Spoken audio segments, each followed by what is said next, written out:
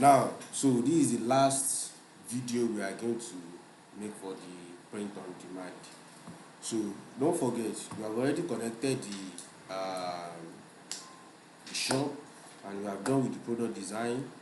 So don't forget, description, tags, title is very very important. So product in 81 done by, so àti upload there.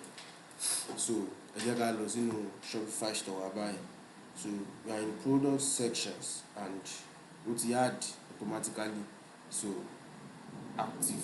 So ó ti add sínú Shopify store wa báyìí. So tó bá jẹ́ wípé ST shop náà la upload ẹ̀ sí, so bó ṣe máa add automatically náà nìyẹn.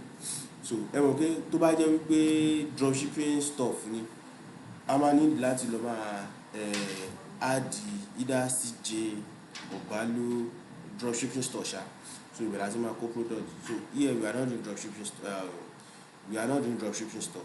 So print on demand ni. So and we use Printify. We have Printful, we have Printify. So we are using Printify. So thank you so much. Ẹni kò ti wà publishing bí báyìí. Image ló gbé wá ló tẹ́lẹ̀, òun ti wà publishing báyìí. So that's it about that. Thank you so much. And applause to God Almighty.